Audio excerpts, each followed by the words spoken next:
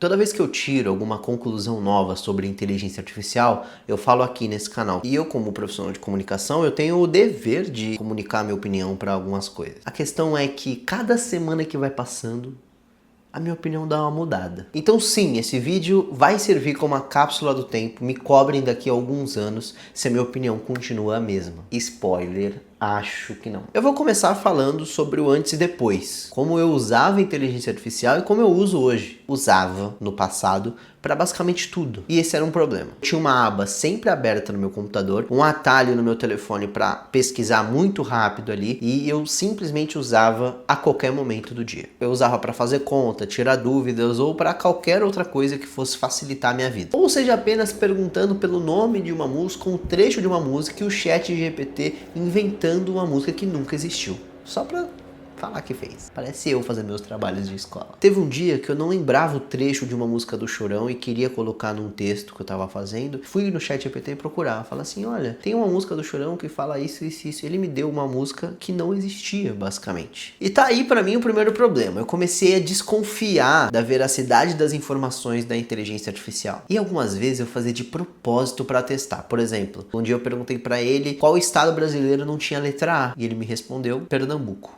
E como eu trabalho com comunicação, eu preciso que aquela informação ela seja verificada, aquela informação ela não pode ser nem um pouco duvidosa. Eu trabalho com pessoas de muito alcance. Então imagina se eu precisar produzir alguma coisa, precisar de um dado e esse dado for totalmente inventado. Isso é muito problemático para mim. E eu ainda estou falando só do uso no cotidiano, na sua rotina com inteligência artificial. Eu nem entrei no mérito de falar sobre os vídeos produzidos com inteligência artificial que hoje já estão imperceptíveis se é verdade o que não é. E aí traz aquele sentimento de que você tem que desconfiar de tudo. Tipo um gatinho brincando com a pelúcia. Tipo um papagaio falando aleluia. Jesus é vida. Aleluia! Jesus é a verdade. Aleluia de novo!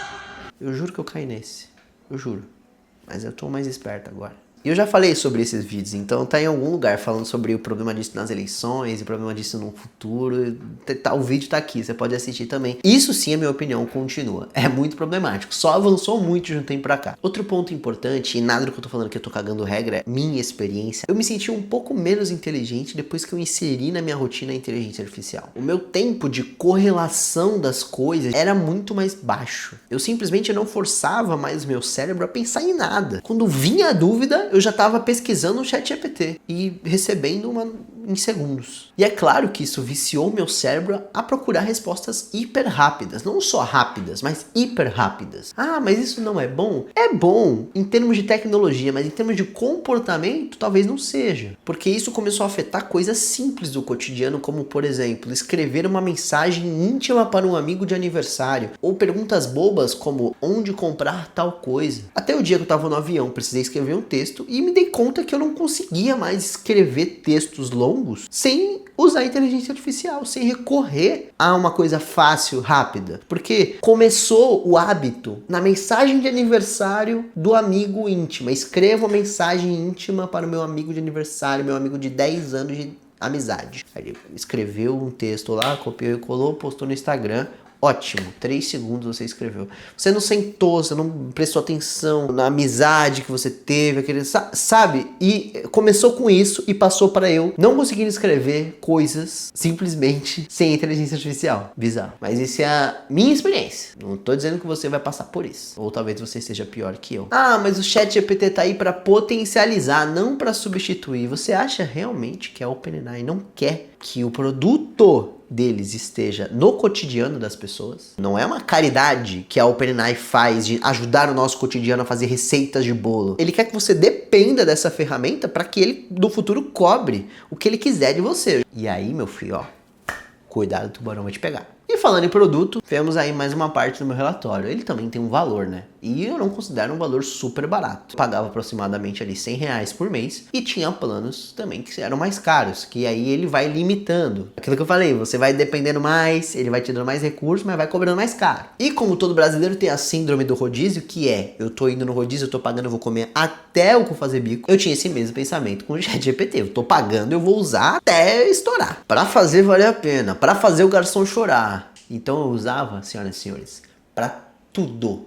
E não foi o meu caso, mas pesquisando, eu vi que tem pessoas que vão além disso, né? Começa a introduzir outras coisas que fazem parte do seu dia a dia que não, eu não daria na mão de um robô. Escreve seus sintomas pro chat e esperando um diagnóstico médico. Pede pro chat GPT fazer uma dietinha pra você. Confessa os seus problemas para um robô e faz terapia com o chat GPT. Isso é mais normal do que você imagina, meus amigos. Coisa boa de se fazer, né? Não assistir o Eu, Robô. Sem falar que o ChatGPT é hiper bajulador. Teve até uma nova atualização aí que eles tiraram isso e a galera ficou meio bolada, porque gostava da bajulação do ChatGPT.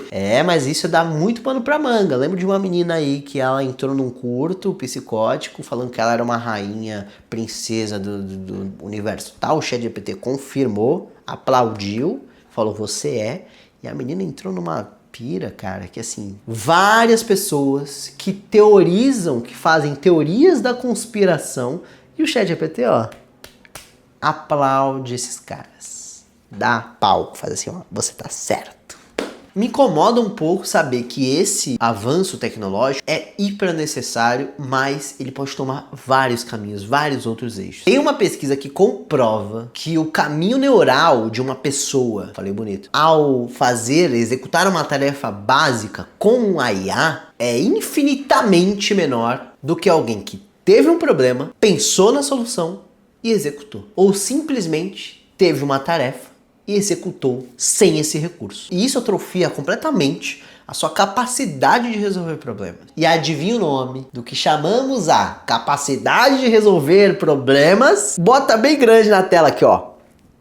Criatividade. E isso, meus amigos, pra mim é muito caro. É um assunto muito caro. Quando começa a empreender na sua criatividade, aí, meu velho, aí não tem como negociar. E a criatividade não é só para você fazer posts no Instagram. É o que eu acabei de dizer, para você resolver problemas simples do dia a dia. Quando você não conecta os seus neurônios para fazer as coisas e simplesmente corre diretamente para a inteligência artificial, uma coisa básica, e faz isso repetidamente, você simplesmente perde a sua capacidade de criatividade. Eu não estou falando, gente, de criatividade de fazer textos e matérias publicitárias. Eu estou falando de criatividade de resolver problemas no dia a dia. Tomar decisões. Porque criatividade é a força motriz desse mundo. Ela é dona de tudo que nós temos de legal. Tudo que nós temos de belo nesse mundo nasceu da criatividade, nasceu dessa capacidade. E quando ela é ameaçada, atrofiada, é muito triste. Foi a criatividade que deu vazão pro erro que o algoritmo não dá e falou, e se eu juntar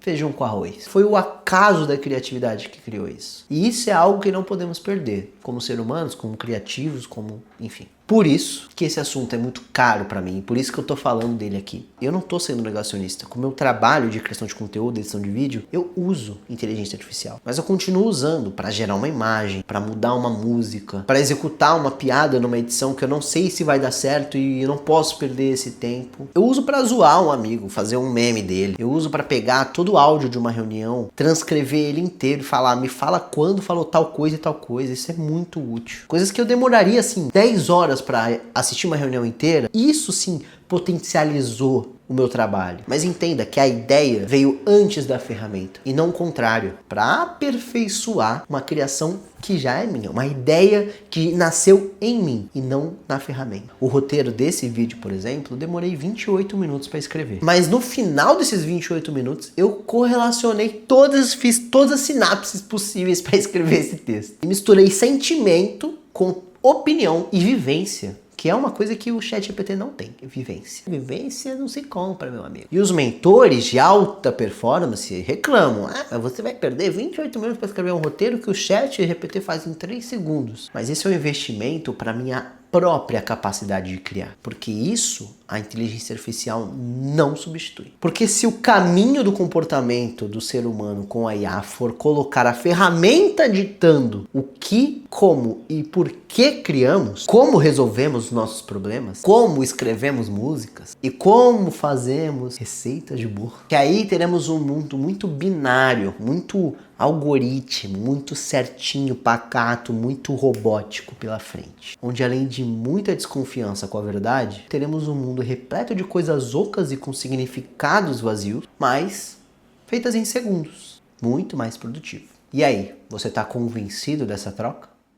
É isso, pessoal. Muito obrigado. Esse foi meu relatório mensal, talvez, não sei, sobre inteligência artificial. Volto aqui em breve. Temos outros vídeos nesse canal. Lembrando, esse canal é meu canal pessoal. Falo sobre o que eu quiser, eu coloco meus vídeos, meus vlogs, minhas viagens, meus pensamentos. Então, se você gosta, se inscreve aqui se você se identificou comigo. Me segue aqui no YouTube, me segue em outras redes sociais também. Eu tenho um canal que eu faço coisas mais engraçadinhas, um pouco fora desses assuntos cabeçudos, um pouco mais descontraído. Vou deixar o link de tudo aqui pra você. E muito obrigado por ter assistido até aqui. Eu quero muito que você comente a sua opinião pra gente conversar e ter um tópico do próximo vídeo. Valeu? Muito obrigado e até a próxima.